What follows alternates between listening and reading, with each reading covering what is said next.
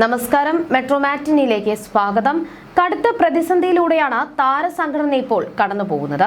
താരസംഘടന അമ്മയുടെ വാർഷിക ബോഡിയിലെ തർക്കത്തിന് പിന്നാലെ അമ്മയുടെ ഭരണസമിതി രാജിവെച്ചത് വലിയ ചർച്ചകൾക്കാണ് വഴിവെച്ചിരിക്കുന്നത്.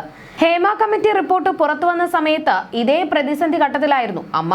വലിയ ചർച്ചകൾക്കൊടുവിലാണ് പ്രസിഡന്റായ ശ്വേതാ മേനോൻ ഉൾപ്പെടെ 17 അംഗ ഭരണസമിതി രൂപീകരിച്ചത്.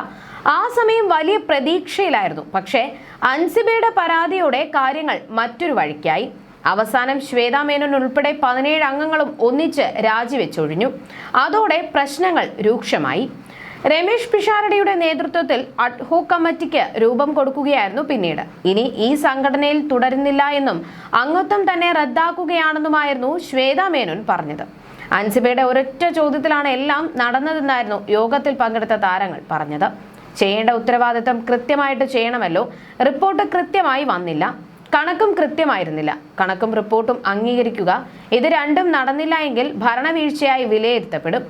അഡ്ഹോക് കമ്മിറ്റിയിലേക്ക് പോകും. അങ്ങനെയാണ് അമ്മയുടെ ബൈലോ എന്നായിരുന്നു മാലാ പാർവതി പ്രതികരിച്ചത്.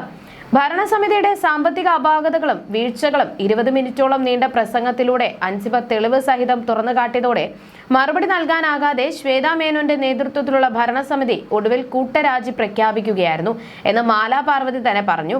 സംഘടനയ്ക്കകത്തെ പ്രതിസന്ധികളെ സ്ത്രീകൾ തമ്മിലുള്ള തല്ല് എന്ന രീതിയിൽ ചിത്രീകരിക്കാൻ ചിലർ ശ്രമിക്കുമ്പോൾ അൻസിബയുടേതായി അവിടെ ഉയർന്നത് ശക്തമായ ഒരു സ്ത്രീപക്ഷത്തിന്റെ ശബ്ദമാണെന്ന് മാലാ പാർവതി പറഞ്ഞു. സംഘടനയുടെ ജനറൽ ബോഡി യോഗം തായ്ലൻഡിലേക്ക് മാറ്റുമെന്നും എല്ലാവർക്കും പെൻഷൻ വർദ്ധിപ്പിക്കുമെന്നുമുള്ള ശ്വേതാ മേനോന്റെ പ്രഖ്യാപനങ്ങൾ തികച്ചും ബാലിശമായിരുന്നു. ട്രഷററും ഓഡിറ്ററും ഒരേപോലെ കൈയൊഴിഞ്ഞ ഒരു റിപ്പോർട്ടാണ് യോഗത്തിൽ സമർപ്പിക്കപ്പെട്ടതെന്നും ജനറൽ ബോഡിയോടൊപ്പമാണ് താനെന്നാണ് നടൻ മോഹൻലാൽ പറഞ്ഞതെന്നും മാലാ പാർവതി പറഞ്ഞിരുന്നു. മാധ്യമങ്ങളോട് പ്രതികരിക്കുന്ന തന്നോട് ചേച്ചി എന്തിനാണ് ഇവിടെ സംസാരിക്കാൻ വന്നത്? ചേച്ചി മാധ്യമങ്ങളിലൂടെയല്ലേ പ്രതികരിക്കൂ എന്നാണ് ശ്വേത ചോദിച്ചതെന്നും ഇനി ശ്വേത മാധ്യമങ്ങളോട് പ്രതികരിക്കുന്നത് എങ്ങനെയെന്ന് കാണാൻ തനിക്ക് താല്പര്യമുണ്ടെന്നും മാധ്യമത്തോട് പ്രതികരിക്കവേ മാലാ പാർവതി പറഞ്ഞു. ഒരു ഭരണസമിതിയെ നമ്മളൊരു ഉത്തരവാദിത്തം ഏൽപ്പിക്കുമ്പോൾ അവർ ചെയ്യേണ്ട കാര്യങ്ങൾ കൃത്യമായി ചെയ്യണം. അതിൽ സ്ത്രീകൾ എന്ന ആനുകൂല്യം നൽകി വീഴ്ചകളെ ന്യായീകരിക്കാൻ കഴിയില്ല. നിർഭയം നടപ്പിലാകേണ്ട ചുമതലകൾ കൃത്യമായി നിർവഹിക്കപ്പെടുക തന്നെ വേണം. എന്നാൽ അവിടെ റിപ്പോർട്ടും കണക്കുകളും കൃത്യമായി വന്നില്ല.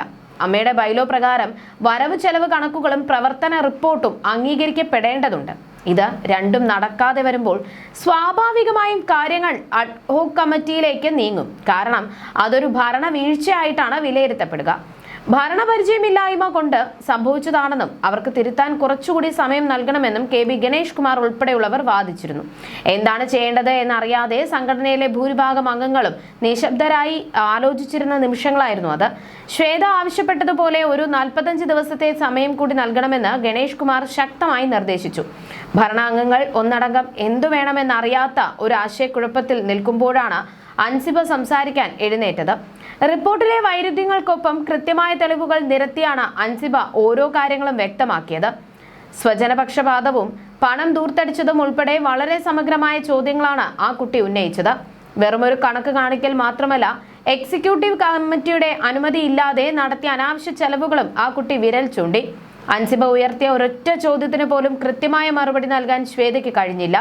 ഒടുവിൽ നിസ്സഹായയായി ഞാനും എന്റെ ഭരണസമിതിയും രാജിവെക്കുന്നു എന്ന് പ്രഖ്യാപിക്കാൻ മാത്രമേ ശ്വേതയ്ക്ക് സാധിച്ചുള്ളൂ.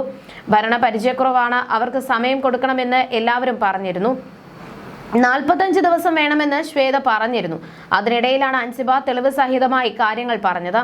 അത് കേട്ടതോടെയാണ് ഞാനും എന്റെ ഭരണസമിതിയും രാജിവെക്കുകയാണെന്ന് ശ്വേത പറഞ്ഞത്. സാമ്പത്തിക വിഷയമായിരുന്നു ആദ്യത്തെ ചോദ്യം. സ്വജനപക്ഷപാതം EC അംഗീകരിക്കാതെ ചെയ്ത കാര്യങ്ങൾ, അങ്ങനെ കുറെ ചോദ്യങ്ങളായിരുന്നു അൻസിബ ചോദിച്ചത്. അത്രയും ക്ലാരിറ്റിയോടെ തെളിവ് സഹിതമായി അൻസിബ സംസാരിച്ചത് പിൻ ഡ്രോപ്പ് സൈലന്റോടെ എല്ലാവരും കേട്ടു. കയ്യടിയോടെയാണ് എല്ലാവരും അത് കേട്ടത്. ആ കുട്ടി പറഞ്ഞ കാര്യങ്ങളാണ് നടന്നത്. മിക്കവർക്കും അവർ പറഞ്ഞത് മനസ്സിലായിരുന്നു. കണക്കിനെ കുറിച്ച് ചോദിച്ചപ്പോഴാണ് ശ്വേതയ്ക്ക് വ്യക്തമായ മറുപടി ഇല്ലാതെയായത്. ഈ കണക്ക് ഞാൻ ഒപ്പിടില്ല എന്ന് പറഞ്ഞ് ട്രഷറർ കൈയൊഴിഞ്ഞു. ഓഡിറ്ററും അംഗീകരിച്ചില്ല. ഒരു വലിയ വിഭാഗം ആളുകളും ശ്വേതയോടൊപ്പമായിരുന്നു. അൻസിബ സംസാരിച്ചതോടെയായിരുന്നു അത് മാറിയത്. ആ കുട്ടിക്കെതിരെ നിലപാടെടുക്കുന്നതൊക്കെ ആലോചനയായി നിൽക്കത്തേയുള്ളൂ. എന്തൊരു സത്യമുള്ള കൊച്ചാണ്. വന്ന് നിന്ന് അങ്ങോട്ട് ആർജനത്തോടെ ശരി പറയുന്നത് കേൾക്കുമ്പോൾ നമുക്കൊരു രോമാഞ്ചം വരില്ലേ? അങ്ങനെ ഒരു അനുഭവം ഇന്നലെ ഉണ്ടായി. ഒരാൾക്കും ഒന്നും പറയാൻ പറ്റാത്ത വിധത്തിലായിരുന്നു ആ സംസാരം. 17 പേരെ ഒന്നിച്ചു നിർത്താൻ അവർക്ക് പറ്റിയില്ല. 2 പേർ തമ്മിൽ തർക്കമുണ്ടാകുമ്പോൾ ഒരാളെ ചേർത്ത് നിർത്തി അവരുടെ തീ ആളി കത്തിക്കുക, അങ്ങോട്ടും ഇങ്ങോട്ടും ഉപയോഗിക്കുന്നു. അങ്ങനെയുള്ള കാര്യങ്ങളൊക്കെ അവിടെ നടന്നിട്ടുണ്ട്. അതൊക്കെ അൺപ്രൊഫഷണലാണ്, ബാലിശമാണ്. പണി അറിയാത്തവർ ചെയ്യുന്നതാണ്. ഞാൻ മീഡിയയിലൂടെ പറഞ്ഞാണ് ഇതെല്ലാം കുളമാക്കിയത് എന്നൊരു ആരോപണം ഉയർന്നിരുന്നു. അൻസിബയുടെ പ്രശ്നം വന്നപ്പോൾ മാത്രമാണ് ഞാൻ സംസാരിച്ചത്. ചേച്ചി എന്താ ഇവിടെ സംസാരിക്കുന്നത്? മാധ്യമങ്ങളിലല്ലേ സംസാരിക്കുള്ളൂ എന്നാണ് ശ്വേത ചോദിച്ചത്. അവരാണ് നാളെ മാധ്യമങ്ങളെ കാണാൻ വരുന്നത്. അപ്പോൾ നമുക്കിനി മാധ്യമങ്ങളിലൂടെ യുദ്ധം ചെയ്യാൻ എന്നോട് പറഞ്ഞത്. തുടക്കം മുതലേ അവർ വളരെ ബാലിശമായാണ് സംസാരിച്ചത്. അടുത്ത യോഗം തായ്ലാന്റിലായിരിക്കുമെന്നും എല്ലാവർക്കും ജോലി തരുമെന്നും ഒക്കെ പറഞ്ഞിരുന്നു. അതിലൊക്കെ എന്താണ് നമ്മൾ പറയുക?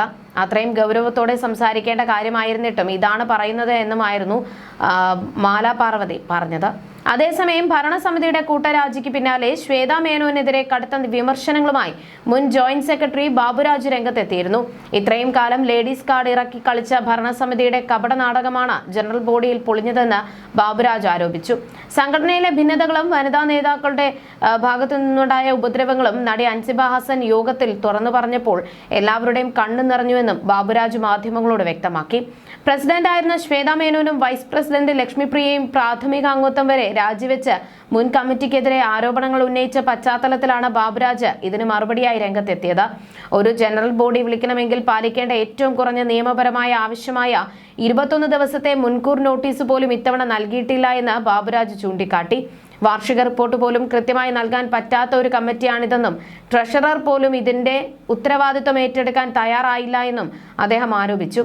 ചാർട്ടേഡ് അക്കൗണ്ടന്റ്മാരും വക്കീലന്മാരും വരെ കൈയൊഴിഞ്ഞ അവസ്ഥയിലാണ്. ഇതിനിടയിലാണ് കഴിഞ്ഞ കുടുംബ സംഗമം നടത്തിയതിന്റെ 67 ലക്ഷം രൂപയുടെ കണക്കിൽ വലിയ ദുരൂഹതയുണ്ടെന്ന ആരോപണം ബാബുരാജ് ഉന്നയിച്ചത്.